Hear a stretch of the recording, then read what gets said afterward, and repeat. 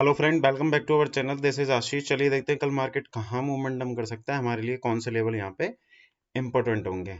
हमने कल यहाँ पे बैंक निफ्टी में प्लान किया था कि ये वाली रेंज हमारे लिए सबसे इम्पोर्टेंट है। हमको सबसे अच्छा ट्रेड तभी मिलेगा जब यहाँ पे अगर इसी रेंज में बैंक निफ्टी ओपन होता है और ओपन होने के बाद में ऊपर या नीचे की साइड में, यानी कि जिस भी साइड में निकलने की कोशिश करेगा, वहां पे क्या है कि हमको एक अच्छा खासा प्रॉफिट वहां पे मिल सकता है। यहाँ पे एग्जैक्ट क्या हुआ, बैंक निफ्टी ने जो यानी कि क्लोजिंग दिया था करीब 42,850 के आसपास यहाँ पे क्लोजिंग दिया था। उसके बाद में बैंक निफ्टी यहाँ पे गैप गैप डाउन ओपन हुआ। गैप डाउन ओपन होने के बाद में अराउंड यानी कि 20-30 पॉइंट की यानी कि जो कल का क्लोजिंग प्राइस था उसके पास में आने के बाद में यहाँ पे एक जबरदस्त सेलिंग प्रेशर यहाँ पे देखने के लिए मिला, जिसमें हमने एक अच्छा खासा यहाँ पे प्रॉफिट किया। बाद में क्या हुआ, यहाँ जाके मैं आपको बता रहा था कि कंटिन्यूटी में आपको एक अच्छा प्रॉफिट सेलिंग साइड में यहाँ पे मिल चुका है। तो यहाँ पे क्या हुआ, यहाँ पे मार्केट ने कंसोलिडेशन किया, एक रेंज बनाई और रेंज बनाने के बाद में बैंक निफ्टी ने ब्रेकआउट करने की कोशिश की है। लेकिन कल के सेशन में हमारे लिए सबसे इंपॉर्टेंट क्या होने वाला है, सबसे पहले तो मैं आपको वीकली चार्ट पे ले चलता हूँ, जिससे आपको प्रॉपर वे में समझ में आएगा कि हमारा जो नेक्स्ट सपोर्ट हो सकता है वो कहाँ हो सकता है। तो हमारे लिए सबसे इम्पोर्टेंट जो सपोर्ट है वो इस वाली जगह, यानी कि ये वाली जगह 41,100 के आसपास। अगर ये बैंक निफ्टी वापस से अगर इस वाले लेवल को फॉलो थ्रू करके कंटिन्यू करता है, तो हमारा जो नेक्स्ट टारगेट होगा बैंक निफ्टी पे वो आपका 41,400 से लेके 100, यानी कि इस वाले 41,000 से लेके 41,400 तक का यहाँ पे नेक्स्ट टारगेट हो सकता है। बट लेकिन यहाँ पे क्या हो रहा है कि हमारा ये तो मैंने आपको ये चीज डिस्कस कर लिया कि 41,000 के आसपास का नेक्स्ट सपोर्ट हो सकता है। लेकिन हम डेली के चार्ट पे भी देखें तो डेली के चार्ट पे कंटिन्यू में क्या दिखाई दे रहा है आपको, कि मार्केट कंटिन्यूटी में क्या हो रहा है कि नेगेटिव टेरिटरी में यहाँ पे ट्रेड हो रहा है। तो हम पॉजिटिव यहाँ पे तभी होंगे जब पॉजिटिव में अगर आप देखेंगे तो पॉजिटिव हमें तभी यहाँ पे देखने के लिए मिलेगा जब तक 42,000 के ऊपर हम 43,000 के ऊपर जब तक हम नहीं निकलते, तब तक हम पॉजिटिव टेरिटरी में नहीं पहुंचेंगे। लेकिन कल हमें कैसे ट्रेड करना है वो हम यहाँ पे डिस्कस कर लेते हैं। 15 मिनट के चार्ट मैंने यहाँ पे कन्वर्ट कर लिया है। अब 15 मिनट के चार्ट पे आपको यहाँ पे एक समझने का प्रयास करना है कि कल के लिए क्या इंपॉर्टेंट हो सकता है। सबसे पहले जो हमारे लिए रेजिस्टेंस का काम करेगा वो 42,400 से लेके 500 का लेवल स्ट्रॉन्ग रेजिस्टेंस का काम करेगा। तो यहाँ पे अब आपको क्या ध्यान में रखना है कि बैंक निफ्टी में फ्रेश सेलिंग तभी आएगी जब ये 42,100 के नीचे जब ये ट्रेड करना स्टार्ट करेगा, तो ही नेक्स्ट सेलिंग प्रेशर आएगा। उसके पीछे का मैं आपको रीजन बता देता हूँ कि बैंक निफ्टी लगातार 3 दिन से यहाँ गिरता हुआ आ रहा है।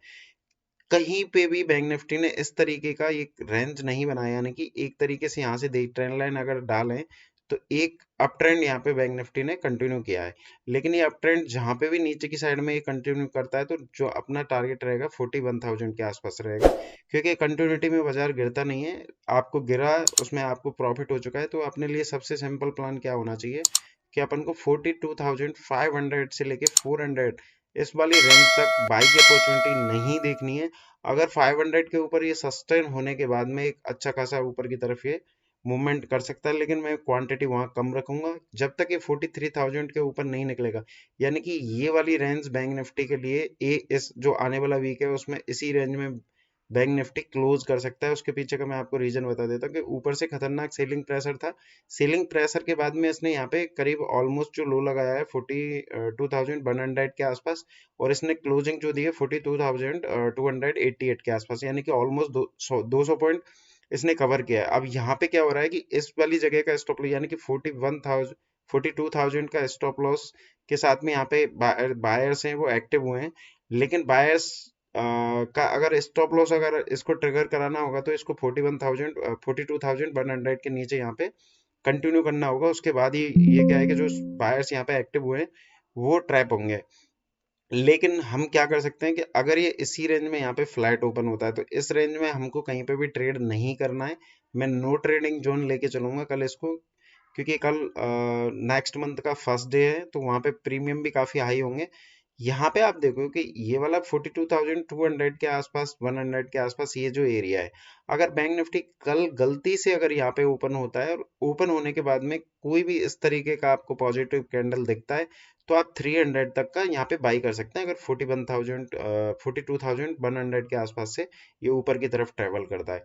लेकिन यहाँ पे जाके यानी कि 42,500 के आसपास आके आपको प्रॉफिट बुकिंग के बारे में सोचना है, अगर नीचे से आपने बाई किया है, या फिर यहाँ के आपको कोई भी डाउन ट्रेंड या कोई भी नेगेटिव कैंडल दिखती है, तो छोटी मोटी क्वांटिटी में आप शॉर्ट कर सकते हैं। नीचे के टारगेट आपके ज्यादा बड़े नहीं होने वाले हैं।